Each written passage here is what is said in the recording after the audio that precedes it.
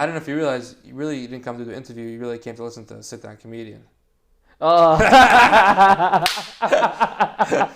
Not bad, not bad. Yeah. Sit down. Wow. Like, I don't know if I'm even supposed to laugh at that. We're really excited for our first episode to be with David Zedner, a close friend who's just such a simcha yid. While I knew David had an atypical upbringing, I didn't realize just how challenging his life really was. And it was really a breath of fresh air for me to see such a simcha yid even amongst challenges. I really hope you walk or roll away from this interview as uplifted and inspired as I did.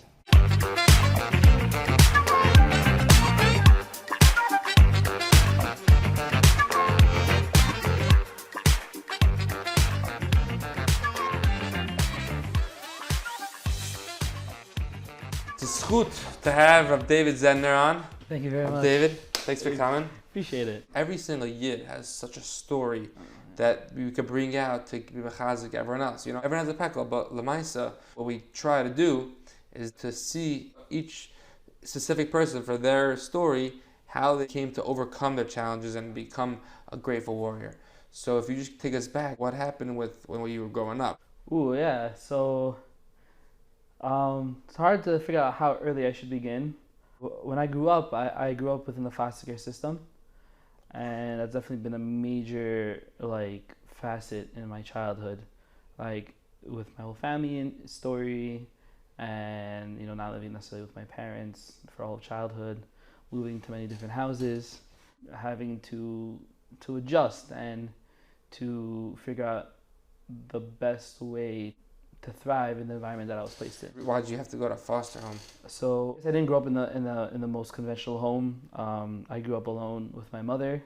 My father wasn't really in the picture, and my mother's been through a lot. And at a certain point, I guess she buckled under the pressure. She wasn't able to take care of me. She was hospitalized, and that's when I guess Children's Services felt that it wasn't able to live with my mother anymore. So I was taken into. So is that like OHEL or is that like the government? So initially, the government steps in and ACS takes me in, and OHEL is like a great organization. Everyone is familiar with OHEL, based Ezra, what they do with special needs kids, Camp Kaylee, everything. Right. And what they do is, I think that's originally what OHEL started for, if I'm not mistaken, is that they would find placements as a foster care agency that works for the state, and they will place these kids in Jewish homes. So how many, is it you were in 12 homes, or you were two and you had one family? I have to count. I was probably closer to 12 than 2. Wow. I don't remember staying in a house more than more than 2 years, really. You have any siblings? Baruch Hashem, I do have 2 full siblings. When I was taken into care, there were kids still, and they also were going through a lot. They were sent to live with my aunt and uncle in Israel. And they also eventually were taken in to a Beit Yaled, which is sort of like an orphanage home in Israel, in Netanya. But you were older, so you didn't go to Israel. So I wasn't old. I wasn't even born yet when they were sent to live in Israel. So my sisters actually didn't know that it existed until they were in high school. They're like, "Oh, by the way, you have a brother," and they're like, "What?" For me, my mother, unfortunately, just her yard site recently, but she was such a integral part of my life. My parents, my siblings, my cousins, but it's such a hard thing to go through. Yeah, it's hard. A lot of the processing of how it went down really happens later when you're trying to unpack everything that happened. But as a kid, I feel like HaKadosh Baruch Hu gives a certain tamimus to as a kid that you don't know anything else really, and maybe there's a lack of self-awareness, and that's part of maturing. But I think that's also a protective element, that I'm just there trying to do the best I can. At some points when I was younger, I was even taking care of my mother. Really? And I was just between us, just doing what I need to do. There wasn't really much worry or much daiga as a kid, which is a big bracha. So you went to regular yeshivas and everything? Or? Yeah, so my mother was Meiser Nefesh, to send me to Yeshivah, which was totally not characteristic, especially of the house I grew up in. My mother didn't really grew up secular. She actually grew up Catholic, and she has a whole crazy story of her own and how her relation to Judaism. She grew up in Haiti, in the Caribbean, and Baruch Hashem, she was from a well-to-do family. Her father was a politician, her mother was a innkeeper, restaurateur, and she was placed in private school, and the private schools in Haiti were Catholic, and crazy stories. Like my mother one time told me a story that she was actually like suspended for not bowing down to the pesel of Oh my god. to the pesel. The nun brought her in and she's like, bow down and say your prayers. And my mother's like, she didn't like really know about her Jewish identity at that point, but she just thought in her head like, I don't understand. This is like a statue. Why am I bowing down to a statue? And she's like, I'm not doing it. Like that's dumb. And then the nun was like, oh, I have to call your parents. And they called my grandmother, and my grandmother was like, okay. Like my grandma knew she was Jewish. She was like Persian from Shiraz. She's like, yeah, send her home. So my mother came home. That's when my grandmother broke to my mother like, by the way, like we're Jewish. I'm proud of you that like you didn't bow down to the pesel. That Mesiras Nefesh like of Yiddishkeit, like it definitely was passed down through my mother, and that mother, like my grandmother also, like she would like every Shabbat she would light candles, and she would pretend that she was sick the whole Shabbos till Saturday night. So she wouldn't have to almost like go. the Moranos in Spain. Yeah, it's almost like the Moranos in Spain. Wow. And I think that like instilled within my mother like a deep like appreciation of her Jewish identity. I guess even more than the rest of her siblings, and that like passed down to me. So like she was Yossi Nefesh sent me to Yeshivah, which is like a big deal. Yeah, Wow. It's pretty crazy. So you went to regular yeshivas? So I went to like a Sephardi yeshiva in Queens, and then once I was taken to foster care, it was realized that it wasn't really like a good fit for me in that school. It's my mother didn't really know any better, and then we were sent. Then I switched to Yeshiva Central Queens. Wow, ICQ. Yeah, no ICQ. Yeah. Was it hard, like friends wise? Was it like oh, he's the kid in the foster home, like? Yeah. So especially like when I was in the Sephardi school in Queens, it was like a Bukharian school, so I feel like there's a own like sub niche culture there, and a lot of kids like didn't know how to react to that. Like there was even a point where my mother wasn't able to like pick me up from school sometimes, and I would sleep over at friends' houses. And so some friends, like my really close friends, were like really good about it, and their parents were really cool about it. But the rest of the kids were like, "Oh, your mother left you in a dumpster, la la la, like you're adopted, this that," and like I don't think they like processed it. They never knew. They never experienced. Like, so you don't have any like hard feelings with them? I don't have any like, hard feelings. right. It's just like they never like they didn't really understand. It's funny because like a lot of times I go to the store, and everyone's just staring like, "Oh, the wheelchair." I was like, "Buddy, it's just a wheelchair. Like, don't worry, it doesn't bite." Yeah, you know, like people. It's really just life. People don't know how to react. Yeah, react because it's not new. So to it's them, good to hear from you also. Yeah. Like, I have to work on myself. I mean, I guess you've been doing it for longer. This is just 3 years old. You're doing great. You're doing amazing. Yeah. But people will come like if I have like someone come with me like on my I don't know like a friend or something like come to the store with me, and then I see like what are you doing? Like I was like no, don't worry, just a wheelchair. Yeah. Don't worry, everybody. Don't be so nervous. Yeah. But hearing all this is like it can make someone cry. Like it's so sad. Like, like a regular kid, you expect like grow up and Baruch Hashem, go to regular school. Where do you find this courage to thrive? So it's a great question. I'm sorry if I clear the spot. No, it's great. Absolutely amazing. I think to say that I passed all the tests with flying colors is a bit of an exaggeration, I guess. There's definitely a lot of struggle in coping at the time, and I think that the barometer of like considered like passing through or like surviving, like I don't say trauma is like a strong word, but surviving like the hard times, is just that the fact that I'm standing here today. I don't know that like if the fact that I'm here is really like ascribed to me. It's not kochi b'atzim yadi. It's not going to be. Yeah. You're Baruch Hashem in Yeshiva. You're the musician. Yeah, you teach music now, right? Yeah. Say Baruch Hashem. This is what we want you on the part. I'm saying you are. You Baruch Hashem thriving now. I'm not really sure about this myself. Either Hakadosh Baruch Hu gave me these kaiches because He knows that I'm gonna need them to survive what I'm gonna be put through, or maybe HaKadosh Baruch Hu gave me these struggles in order to build these attributes. Very deep. No, right, it might be a mixture of both. This is a very big Musar question. It's not a joke, because Hashem, ever since Hashem only gives you the sign you can handle, right? Right. But you're taking that to the next level. Like there is a concept like by Mitzrayim that's a Kor HaBarzal that the Yidden went through like a hard time in Egypt in order to build themselves up. That also is a concept. The question is which is which and but what do I attribute to what? Either way, whichever way we look at it, Yeah. Baruch Hashem, you took advantage of, let's say, either the guy was building up because you built yourself up, or that so it's good to see that, and chazak v'amatz, Yeah, I definitely think that in regards to like my personal development, a lot of it really tied itself up into a nice bow once I went to yeshiva. So Ner Yisrael, you say? Like specifically Ner Yisrael, yeah. Ner Yisrael was for high school? So I went for my last year of high school and 2 years of Beis Medrash. Right.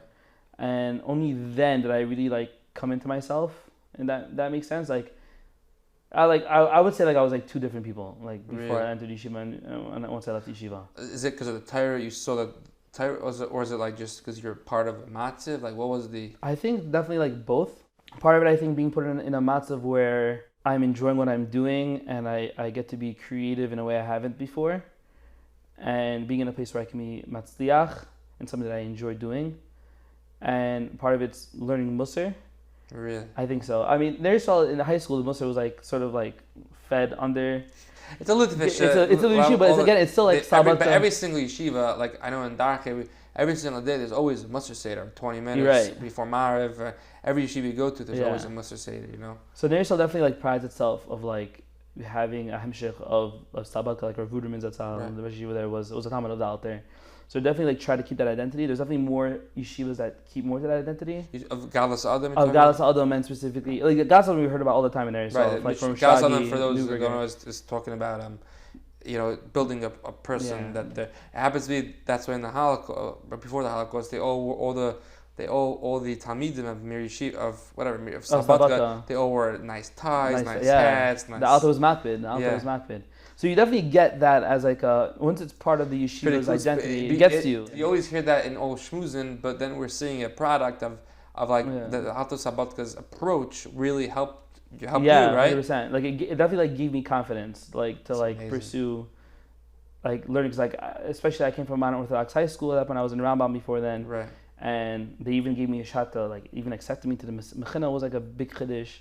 Like I didn't know how to read the Gemara for my life, really. Tanei Yisrael, but they thought that there was a. But Tanei Yisrael has a lot of Sfardim, right? Because in 1970s or something, you would know better than me, the Persians, Rav right? Naftali Neuberger, who was I think he was a manal of the yeshiva, helped a lot of Iranian Jews escape during the 70s when the Shah fell. Right. So definitely that is also one of the draws of why I wanted to go to Ner Yisrael, because they had that element. I could keep to my Sfardism, I could get Messiah of Torah learning from my Rebbeim. It was a great mix. It's just like normal guys from out of town places coming to learn. It wasn't like specifically like a very culturally yeshivish place.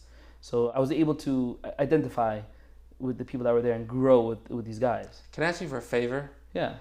You're talking about the Sfardim and we have a guitar right here. Can you do Chatan L'Fanecha for us? Oh, okay. Let me see. I haven't played on a guitar in a while.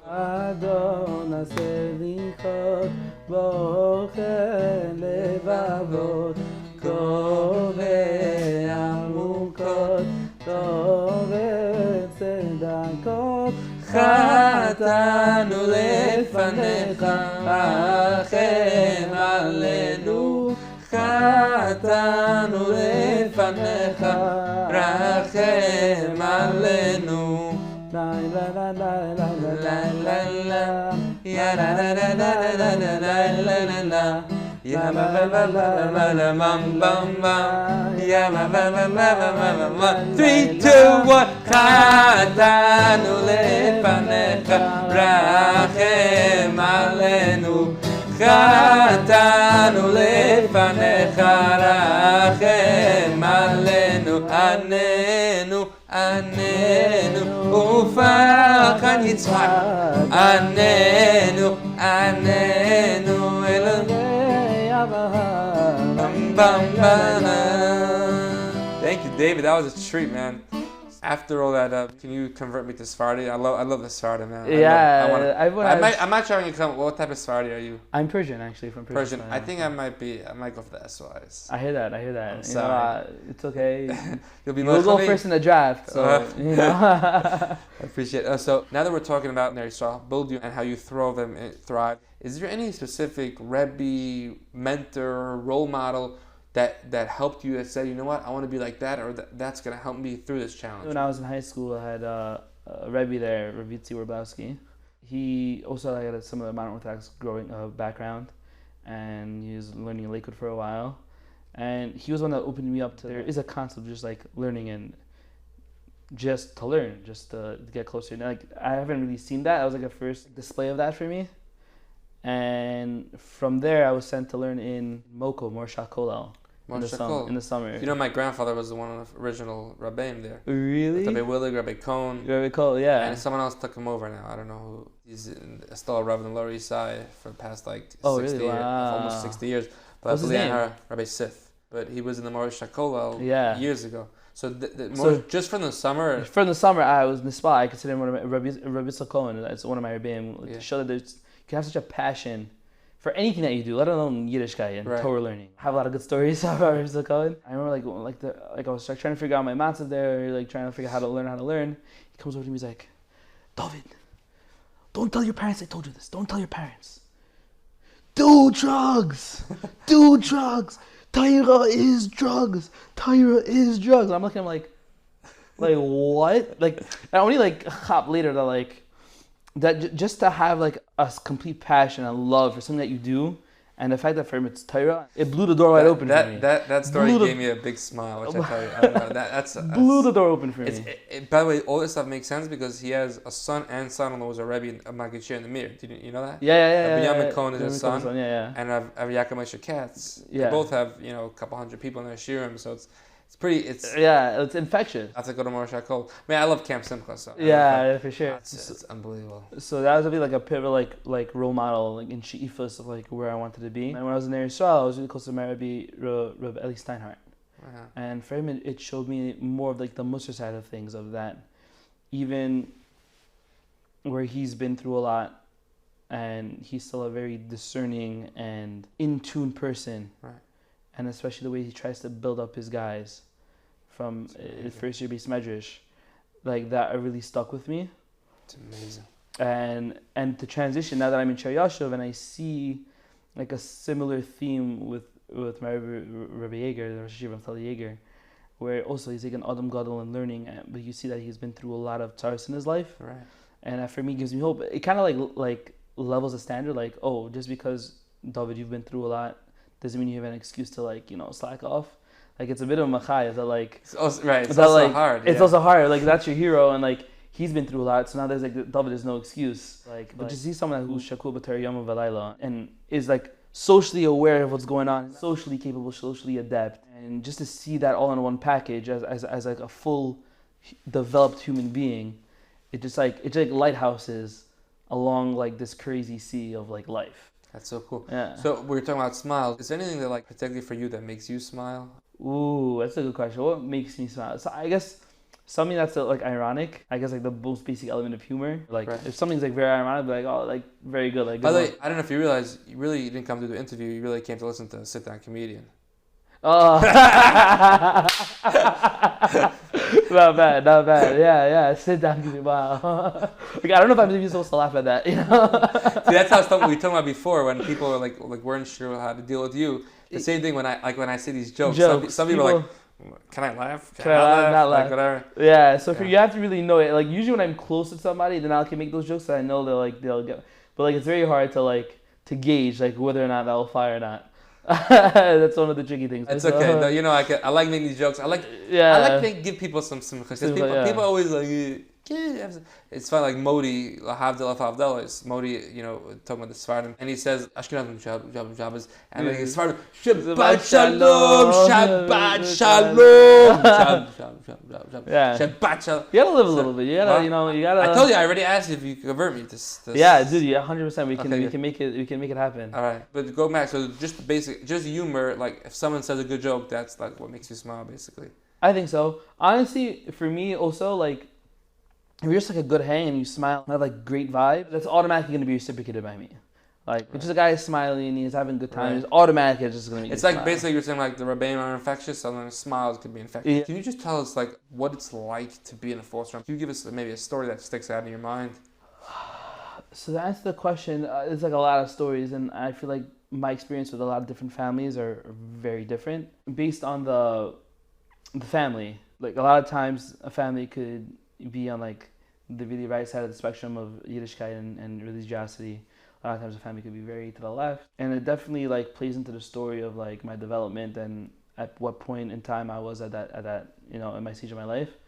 But I think the thing that sticks out most is the struggle to try to blend in to a family dynamic that's already running, to try to jump in the middle and trying to like finesse, and which is like it has a cultural, a social aspect to it, a religious aspect to it, trying to fit in.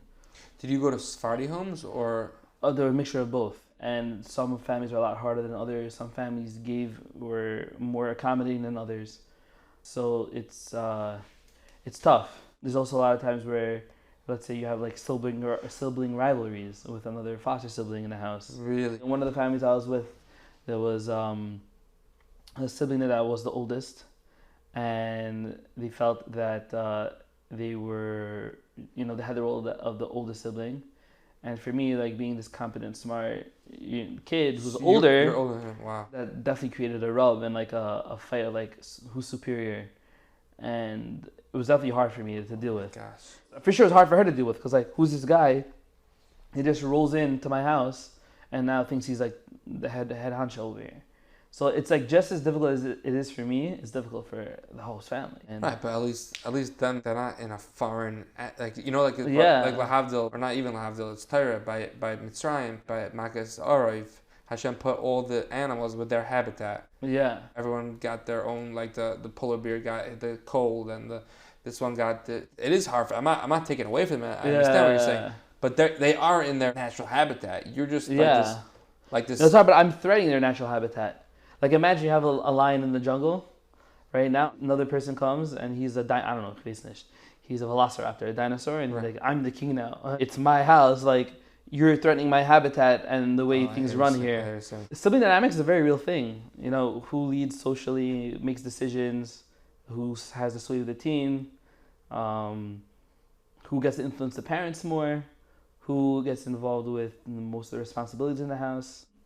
Yeah, it's like super, so hard to hear. It's super nuanced. You grow up in like a neighborhood, Baruch Hashem, you don't really hear so many of these stories. Yeah. To hear this is like, it's really mind blowing. Yeah, like, I think it's true. Like every family, like there's always some dynamics. I agree. But it's not as like blatant. Right. Correct. It's not as right. You're right.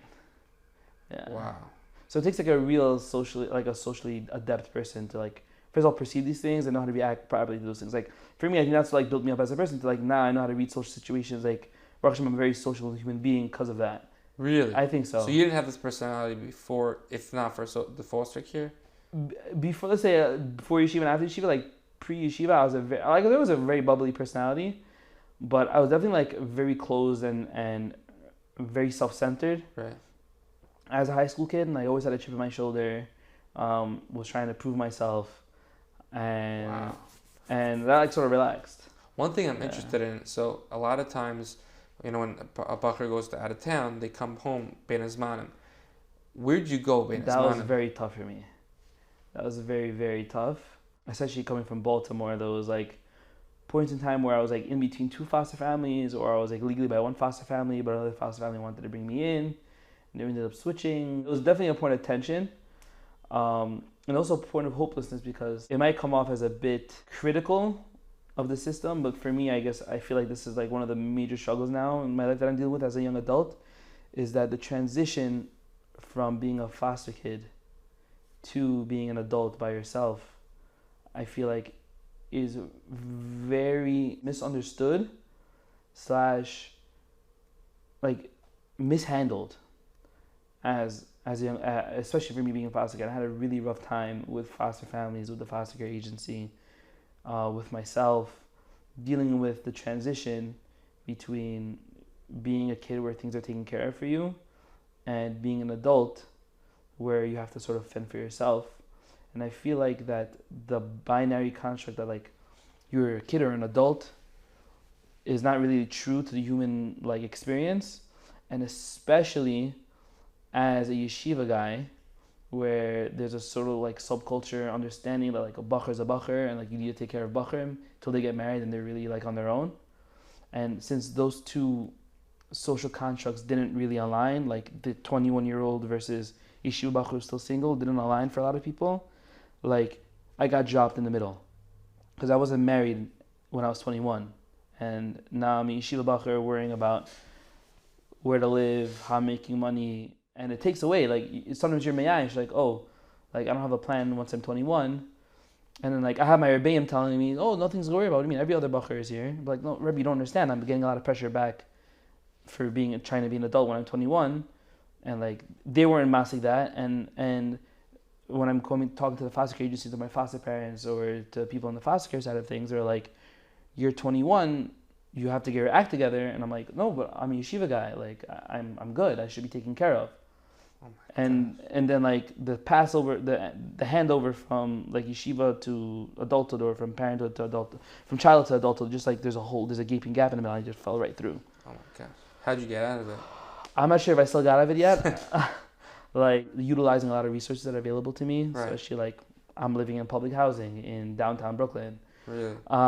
Trying to move back to Far Rockaway. That's why I'm not necessarily learning 3 star a day right. in yeshiva, because I'm working on getting a parnasa, playing music, teaching, and all the kiru. So like it's trying to work on like a more holistic. This is wild. What? Yeah. Wow. So it's hard. So like a lot of people like, David, like you're a bright kid. Like why don't you just sit and learn? It's like it's not so simple, because there's an identity crisis here in a sense. Besides identity crisis, is a lot of people in yeshiva, parents are paying for tuition. Right. Like I'm not even paying for tuition. Like I have FAFSA, and like me working with yeshiva, like that's also that element. Right.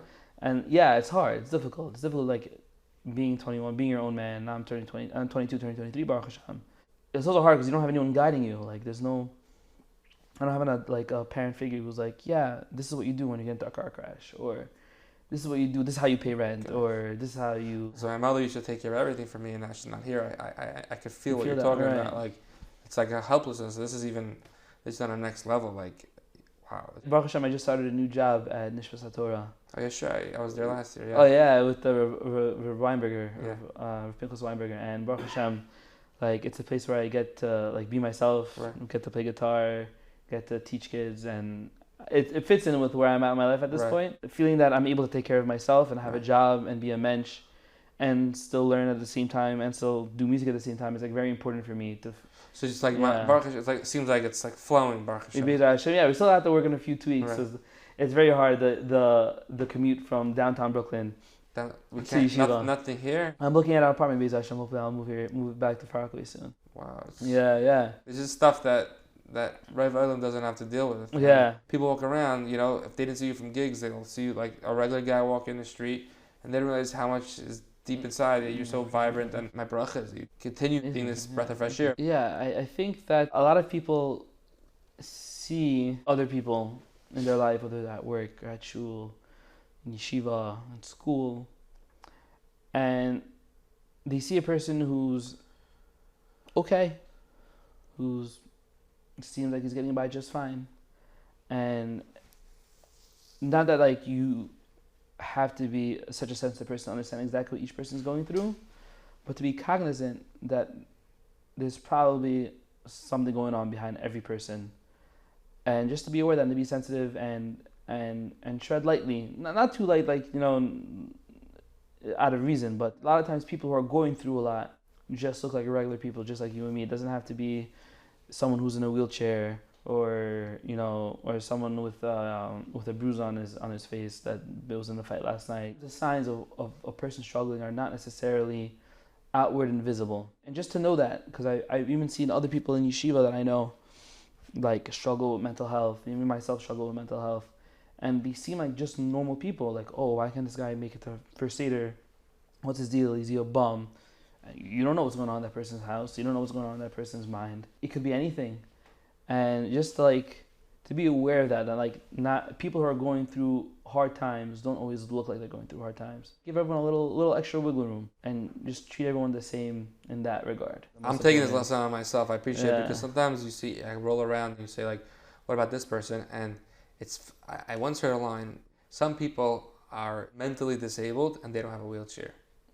Right. It's a crazy line. Yeah. I mean, Baruch Hashem, I have a wheelchair to get around. Use my physical. Some people you have to be, extra cognizant, as you said, to their needs. But where's this fine line? Because I know for myself, a lot of people ask, "Do you need help?" And I want to still have my independence. And like in your point of view, do you want people to come over to you? Like you just want people to be cognizant, or you want it to be action, and that they come over, because sometimes you don't feel like a nebuch.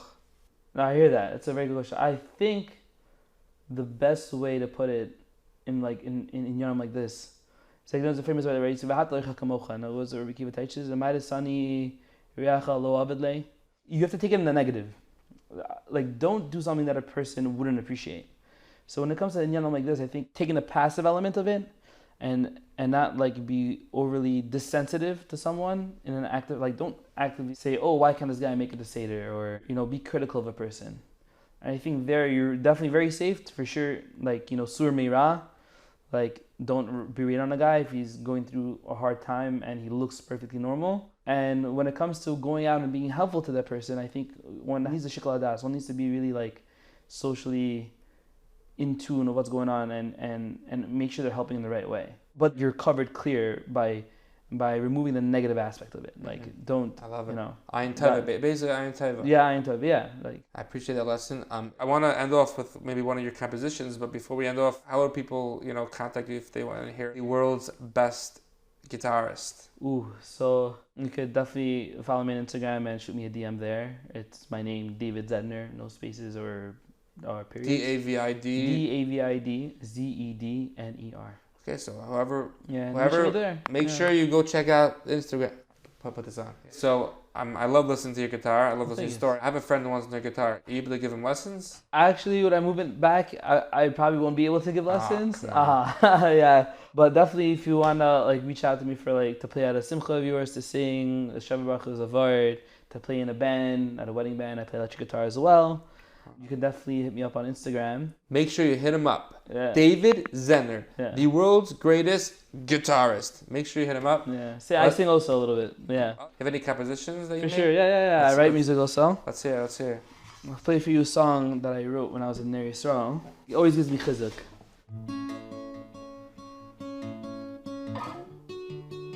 I have to tune up actually. Sorry about that.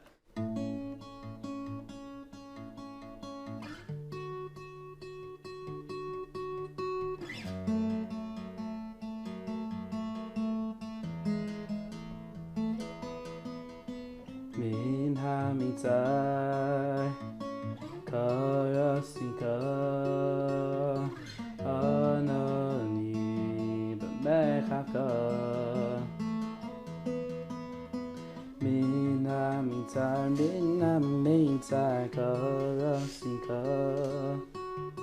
anani b'mechaka Hashem li lo ira, ma'aseh li yada, ma'aseh li yada. Hashem li lo ira, ma'aseh li yada, ma'aseh li yada. Hashem li be'ezrai, ba'ani yerisonai. Hashem li be'ezrai, ba'ani yerisonai.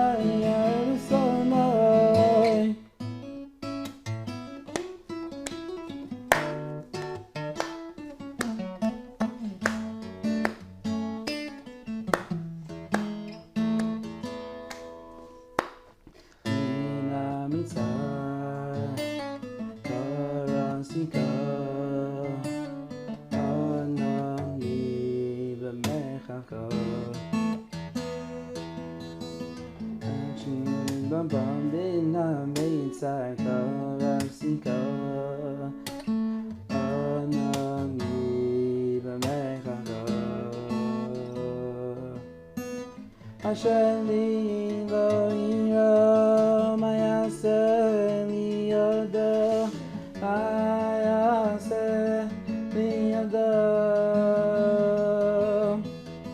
Hashem li lo ira, ma'aseh li yada, ma'aseh li yada.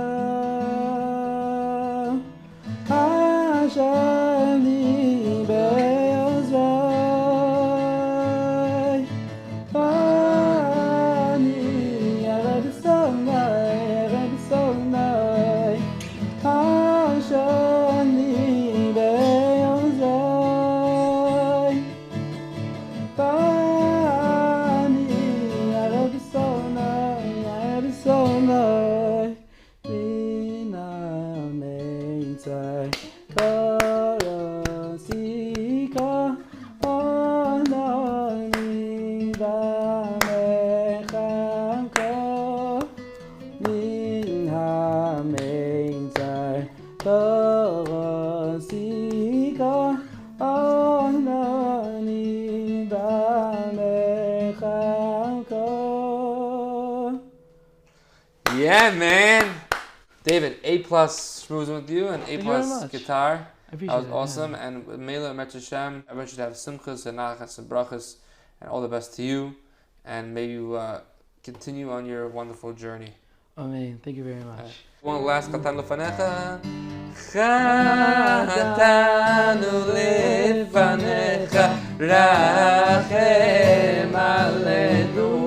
Chatanu lefanecha, rachem aleinu. Thank you, David. That was a treat, man.